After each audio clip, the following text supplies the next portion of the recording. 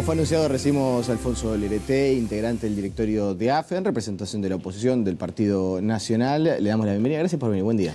Buen día para ti, la teleaudiencia, y un gusto y a la orden. Yo decía en la venta de la entrevista que mañana va a ser un día importante. Sí.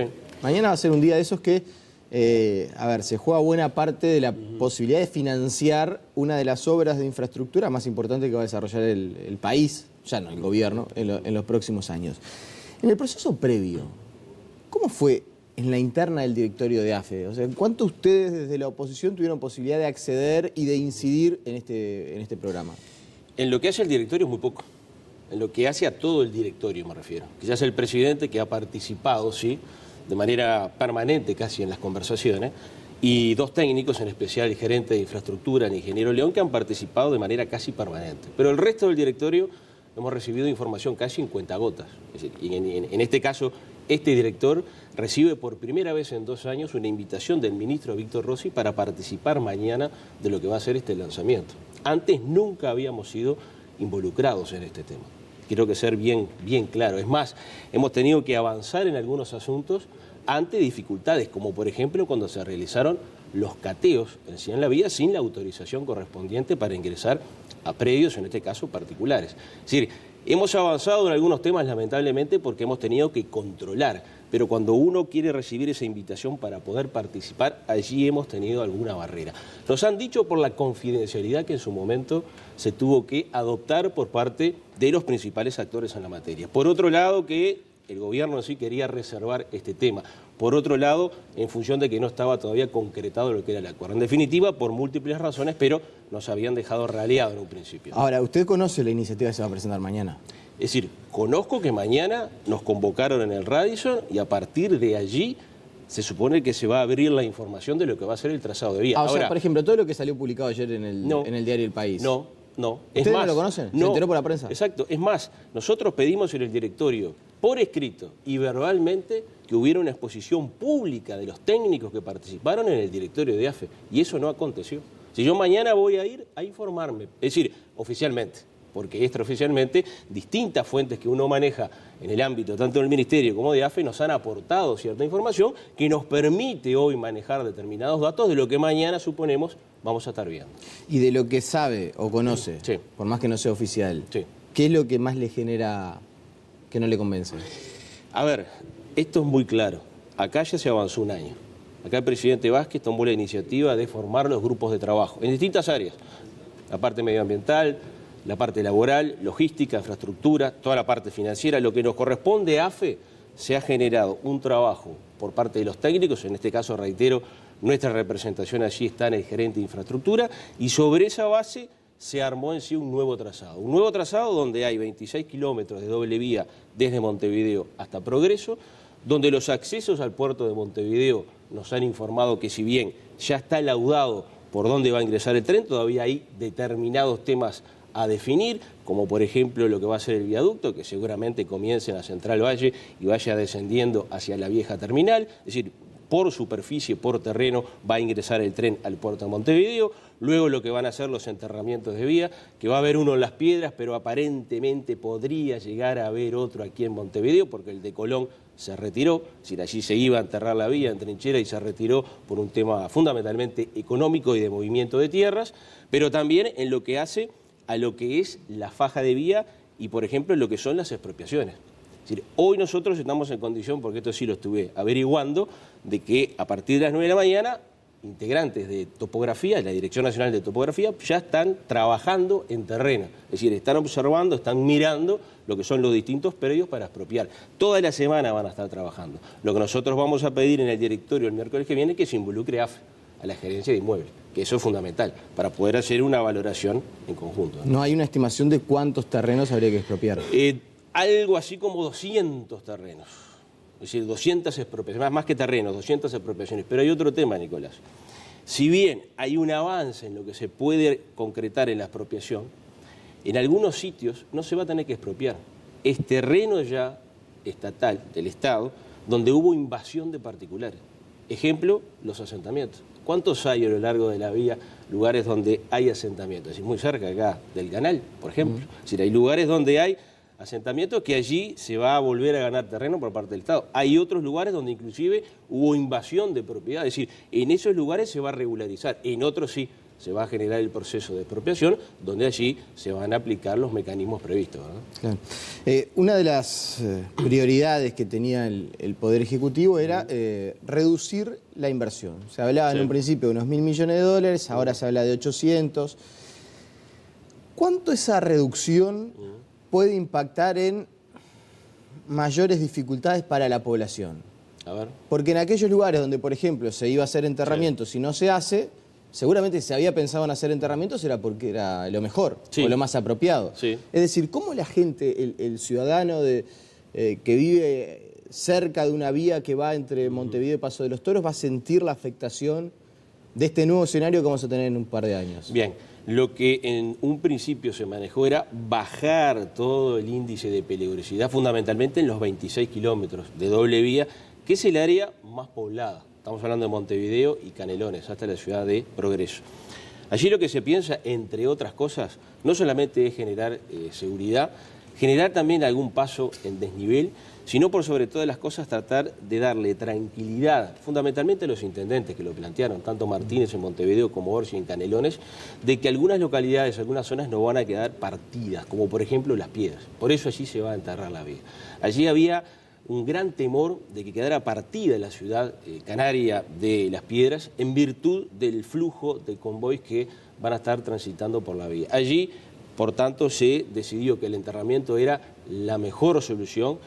Va a quedar planteado de esa manera, son 600 metros, va a cubrir prácticamente desde la estación de Las Piedras 300 metros a la derecha hacia la izquierda, y sobre esa base se va a tratar de avanzar y no generar una distorsión en el tránsito. Claro, pero sus asesores, ¿qué le dicen? Por ejemplo, con relación a cómo va a cambiar el escenario. Yo, ya no solamente hablamos del tránsito, de la posibilidad de que hoy uno se cruza con una vía, muchas veces en el área metropolitana, y la verdad, hay algunas que ni siquiera están del todo señalizadas porque el tránsito es muy esporádico, uno tiene que prestar cierta atención en el momento de cruzar, siempre, pero es muy raro que uno se cruce con un tren pasando por alguna zona de Montevideo.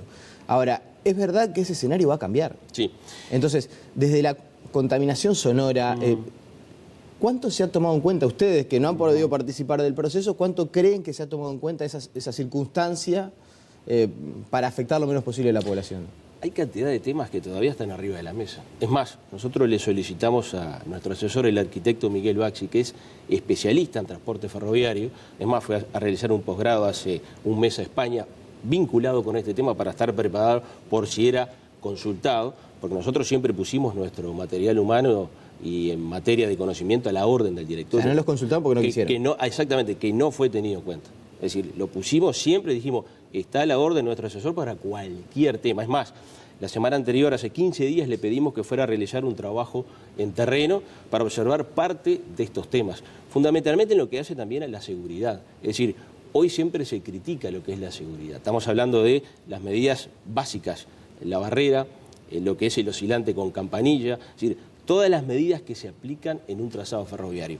Esas que van a tener que funcionar a la perfección, más otras que se puedan aplicar, fundamentalmente vallas para evitar ese cruce de peatones que muchas veces se toma como algo normal, pero en realidad no funciona de esa manera. Allí es donde se va a tratar de aplicar toda una batería que está arriba de la mesa.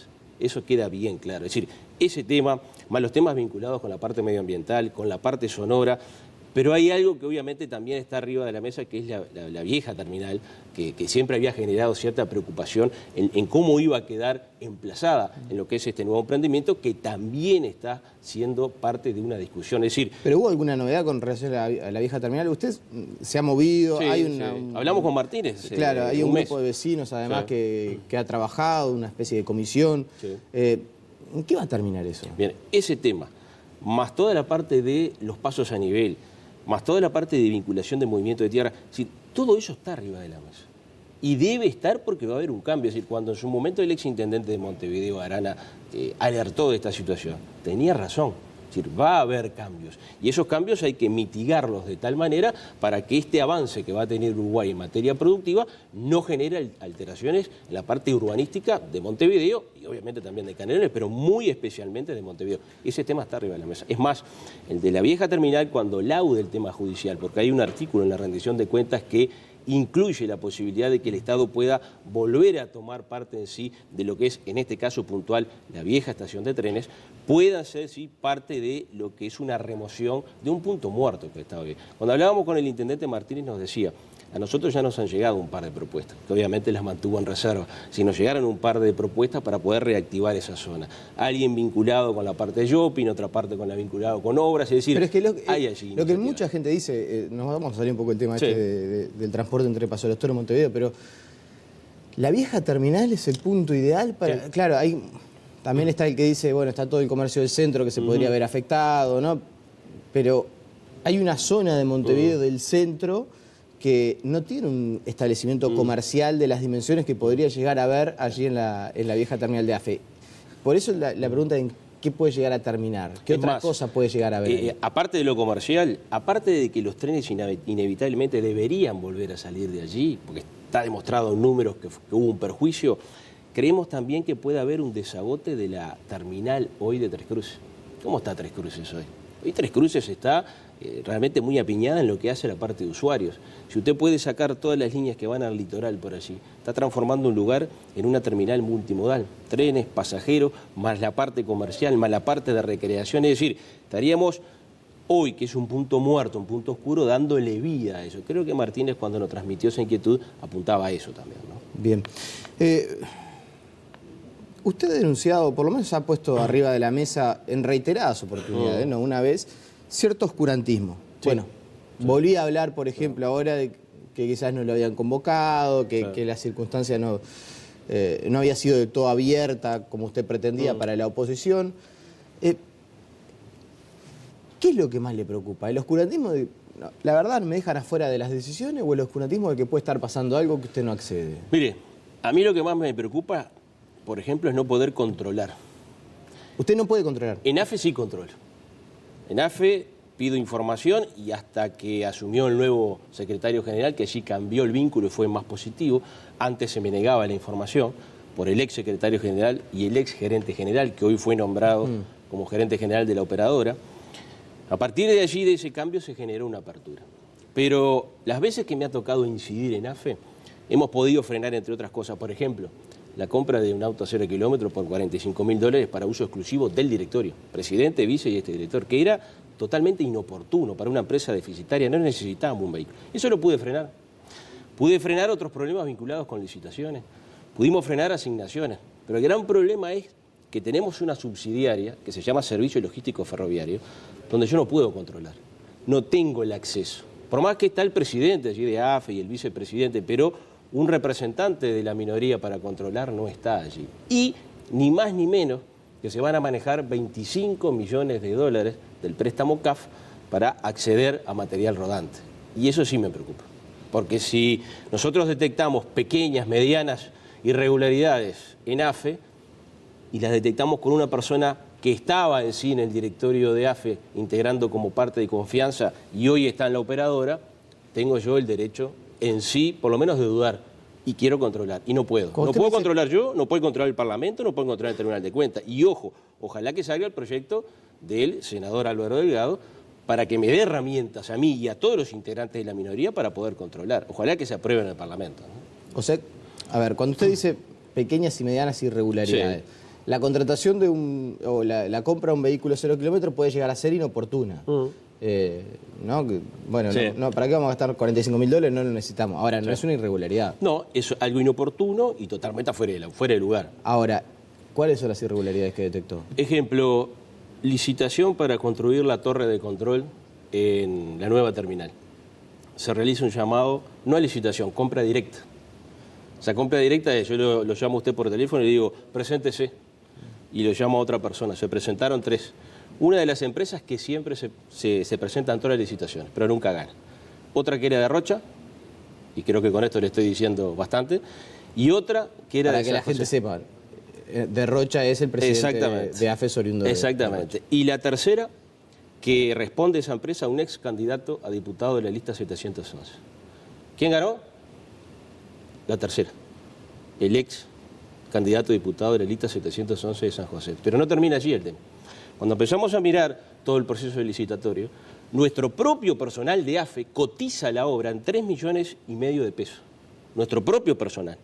¿Con cuánto gana en sí la oferta más baja? Con 5 millones de pesos. Si terminamos pagando una obra 1,5 millones más, la terminamos pagando más que el precio del mercado, y a su vez después se generaron otras irregularidades. Porque este arquitecto que yo le dije que a mí me asesora, le dije, anda a controlar la obra, a ver cómo se está haciendo. Y él es arquitecto. Bueno, cuando fue, detectó que había parte de la obra que no se había hecho, la recimentación de la obra que estaba en la memoria descriptiva. ¿Cuánto le tuvimos que descontar a esta persona? Que esto fue inédito en AFE porque nunca se había hecho. Presentamos una nota para que se le redujera $0,5 millón de pesos porque no había sido hecha la obra. Y eso se votó afirmativo. A ver si lo entiendo. La obra salía, según los técnicos de AFE, sí, 3,5 millones de pesos. Sí. Como fue de compra directa, la oferta más baja fue de 5 millones de pesos. Claro, hubo otra de 6 y otra de 7. Claro. Bueno, se asignó la de 5. Porque era la más baja. Pero de esos 5 millones de pesos hay $0,5 millón. Que no se hizo la obra. Se ponían en un papel como que se habían hecho, pero que en verdad no se había hecho. No se hizo. Y eso fuimos, hizo el arquitecto el informe técnico, se aprobó en la unidad de inmuebles, fue a directorio y las pruebas eran muy fuertes. Era muy difícil decir que no. Ahí se aprobó 3 en 3, no pagarle a esta persona, a este empresario, por algo que no había hecho. Bueno, eso son parte de las cosas que me han pasado a mí en AFE. ¿Por qué las puedo hacer? Porque puedo controlar. En la operadora no puedo controlar. Ahora, si usted lo que dice es, si yo no hubiera hecho si yo no hubiera mandado a mi arquitecto, eso no lo hubiéramos descubierto nunca. No, a ver, y este problema, Nicolás, se nota para mí en varias otras licitaciones que yo no he podido, lamentablemente, controlar. Estoy seguro porque el Estado, y esto capaz que me amplía un poquito más al resto de las empresas públicas, licita mal, controla mal y muchas veces compra mal. El Estado uruguayo me refiero, ¿no? Es decir, no hace bien los pliegos de licitaciones, no genera en sí el contralor de la obra y cuando tiene que pagar también paga mal, porque paga recargo, etcétera, etcétera. Es decir, creo que el Estado uruguayo allí está en debe. Me pasa a mí que estoy en AFE, pero estoy seguro que en parte del resto de las empresas públicas algo sucede. Y usted fue bastante crítico con la designación de Fernando Valls en Servicio Logístico Ferroviario. Sí. Hay quienes dicen también que usted tiene un tema personal ahí con Valls, con varios incidentes, llamémosle así. No lo voté como gerente general, por ejemplo. Voté negativo y dije por qué. ¿Por qué? Y primero, como secretario general del de AFE, dio una imagen, y fue la gestión, muy pobre. Desde, por ejemplo, la elaboración del orden del día, cuando él mismo no sabía, es decir, la temática que se iba a tratar, donde no estaban las resoluciones, donde se generó en sí, a propuesta nuestra, una investigación administrativa por una presunta adulteración de documento público que todavía está abierta. Es decir, eso todavía no se laudó, está en el ámbito del Ministerio de Transporte y Obras Públicas. Porque cuando se planteó, por ejemplo, el tema de la locomotora que está en el estadio allí de Peñarol, yendo él muy próximo a lo que son los intereses de ese equipo de Uruguay, no tomó distancia del tema. Es decir, hay unos cuantos asuntos que se fueron sumando desde el punto de vista administrativo, desde el punto de vista fundamentalmente de toma de decisiones. Le cuento una cortita. Cuando asume como gerente general, siempre todos los que eran los regímenes de alquileres que tiene AFE, porque si tú mañana querés alquilar un galpón o un predio, lo podés hacer y AFE lo alquila, todo el valor de 10.000 pesos hacia abajo, eso ya no pasó más por directorio por decisión de él. Es decir, fue un manejo totalmente unilateral del gerente general, cuando antes siempre eso se le daba vista al directorio y se nos dijo que era para agilizar. Perdón, eso no es para agilizar, es para que el directorio no tenga en sí incidencia en ese tipo de montos hacia abajo. Usted me dirá, es muy poco. Sí, será muy poco, pero ya el directorio no tiene incidencia y no tiene la capacidad de decidir sobre ese tema. ¿Es muy poco? Son pocos. Si son, no sé, 100, 200, sí, a 10.000 pesos no es muy poco. Son 100 y 200, exactamente. Usted lo ha dicho. Y es más, se está avanzando en esa materia, porque AFE, y le cuento una cortita, en calidad casi de primicia, AFE aprobó un fideicomiso.